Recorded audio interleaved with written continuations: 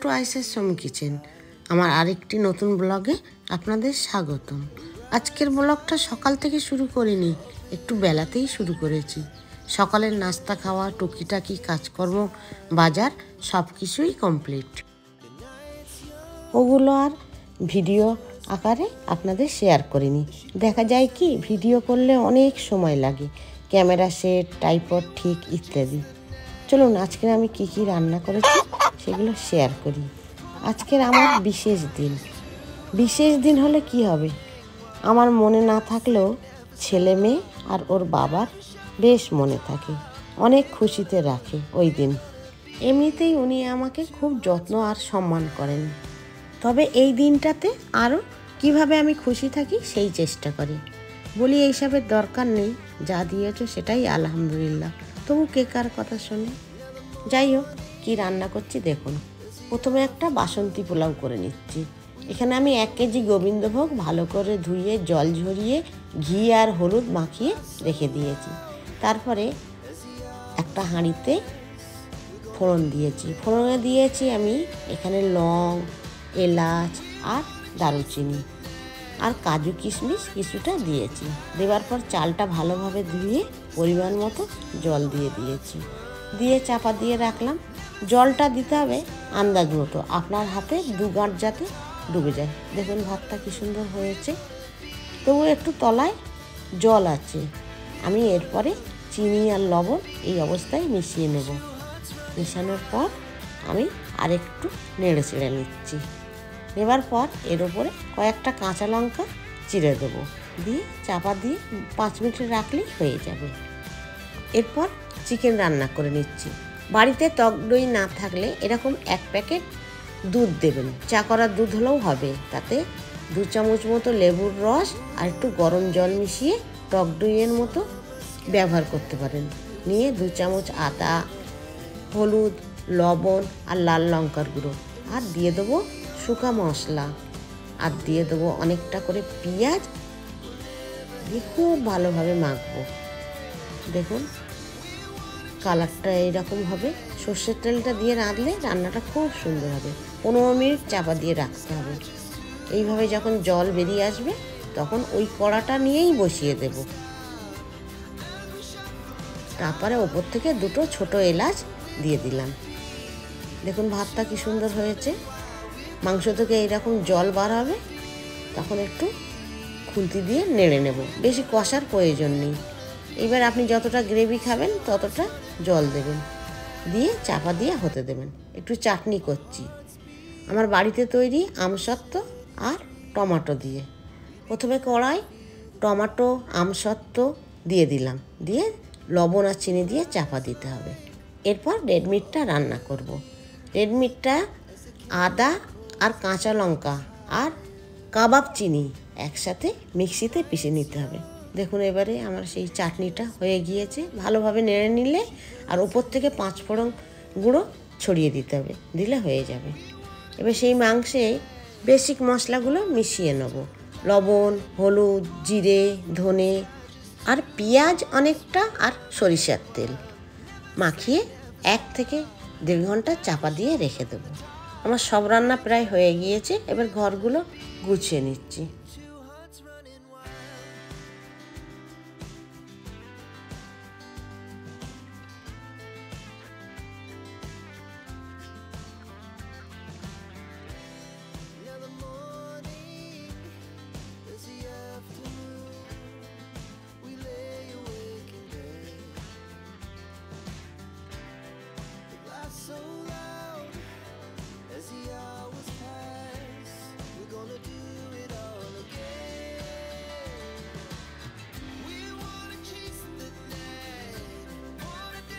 আমার আজকের ভিডিওটা যদি আপনি এতক্ষণ দেখে থাকেন আর তা যদি আপনাদের ভালো লেগে যায়, তাহলে প্লিজ একটা লাইক করে দেবেন। আর যদি আপনি নতুন হয়ে থাকেন তাহলে সাবস্ক্রাইব করে পাশে থাকা বেল আইকনটা চেপে দেবেন। আর আপনি যদি ফেসবুক থেকে দেখে থাকেন তাহলে একটা ফলো দেবেন। আর যদি আপনি এই কাজটা করে রেখে থাকেন আগে থাকতে, তাহলে আপনাকে অসংখ্য ধন্যবাদ। আমি সোফার কভারটা চেঞ্জ করে আর চারিদিকটা পরিষ্কার করে নিলেও আমার হাজব্যান্ড ঘরের চাদরগুলোও চেঞ্জ করছেন। আমার খাটে কী সুন্দর এক চিলতে রোদ এসে পড়েছে দেখুন। এরপর সেই ম্যারিনেট করা মাংসটা রেঁধে নিচ্ছি। একটু সর্ষের তেল দিয়ে আমি চাপা দিয়ে ভালো করে এবারে কষতে হবে। একটু করে কষবো, একটু করে চাপা দেব, ফের 5 মিনিটের মতো রেখে ঢাকা তুলে আবার কষবো। জল দিতে হবে না, এর থেকে চাপা দিয়ে রান্না করার পর প্রচুর জল বেরোবে। এরপরে আপনারা প্রেসার কুকারে দিয়ে নিতে পারেন। দেখুন কি সুন্দর কালার হয়ে গেল। এরপরে আমি একটা থালি সাজিয়ে নিচ্ছি। এই যে আজকের রান্না করেছি বাসন্তী পোলাও, চিকেন, রেড মিট, চাটনি আর কাবাব। এটা আমার আগের দিনের কাবাব করা ছিল। আর একটু শসা লেবু দিয়ে দিলাম। আমি রান্না করলেও আমার ভাতটা পরিবেশন করেছে আমার ছেলে।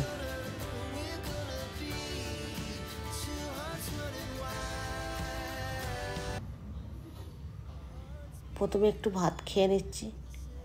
ভাতটা যে কী দারুণ টেস্ট হয়েছে বলে বোঝাতে পারবো না।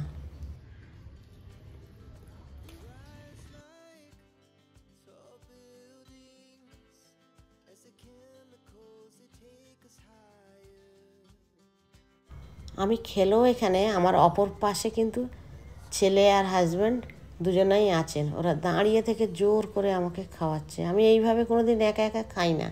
দেখুন মাংসটাও কি সুন্দর গলেছে। আমার খাবার পর ওরা খেয়ে নিয়েছে। কাঁসার থালা বাটি ধোবার জন্য আমি যে জিনিসগুলো ব্যবহার করি, একটু লেবু দিই আর থালা বাসন মাজার সেই লিকুইড সোপটা দিয়ে দিই আর ভিনিগার দিয়ে নিই। দেখুন এই হোয়াইট ভিনিগারটা দিয়ে নেব। বেশি ঘষা মাজা করতেও হবে না, একটু জাস্ট তারের জালি দিয়ে নেড়ে চেড়ে নিলেই একদম সোনার মতো চকচক করবে।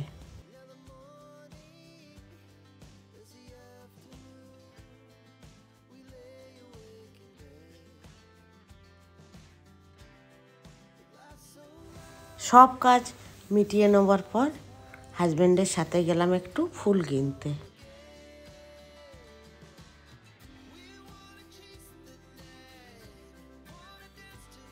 ফুল চুজ করছি। আমার এই ফুলটা সবথেকে প্রিয়।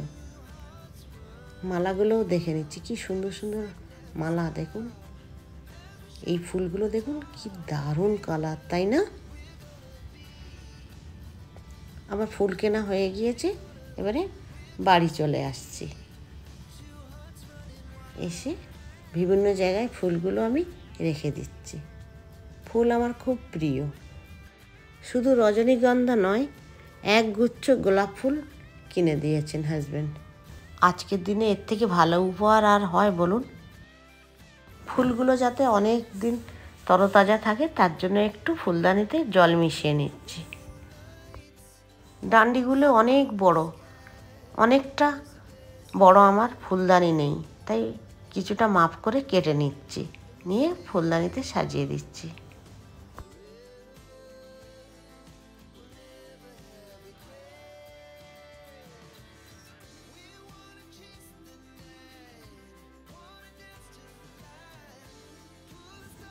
এখন বিকাল হয়ে সন্ধ্যা নেমে এসছে। দেখুন কি সুন্দর লাগছে। গোধূলির এই সূর্যাস্তটা আমার খুব প্রিয়।